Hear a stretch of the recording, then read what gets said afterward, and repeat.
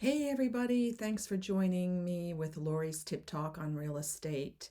Today I want to just give you a couple of insights about branded and non-branded video tours for your listings because there is a lot of confusion out there in the marketplace about that.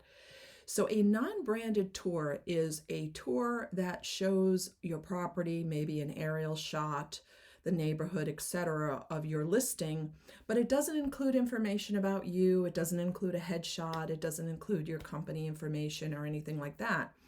And your multiple listing service may require that you use a non-branded tour on the MLS because they're disseminating that information to other realtors and they don't necessarily want your information on that non-branded tour. So you need to check with your individual MLS to make sure that you're not violating any rules or regs, but there are some situations in which you want a non-branded tour. Now, if you're going to disseminate it out to the public, there are rules that say, hey, if you're going to put your information somewhere on, your Facebook marketplace, or you're going to put that on some kind of social media avenue in order to get that out to the general public, then you may be required, you probably are required to have a branded tour. So just make sure you understand the difference because a branded tour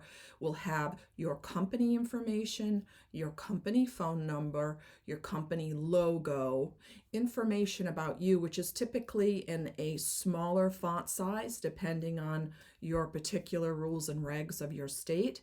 And then it will have your phone number, but it will also have your company's phone number, which will be first, and then yours will be in a lower, lesser font on that branded tour.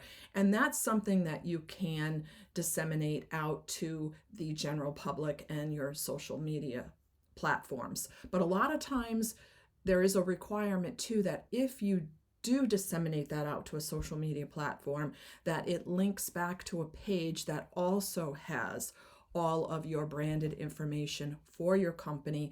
And again, that's probably going to include the logo, the company information, the company name, and anything else, because your broker may also have a company policy or company requirements on top of those rules and regs. So you want to make sure you check with your broker as well before you start just throwing things out there in social media instances and find out after the fact that you've done a lot of work and you have to take that down.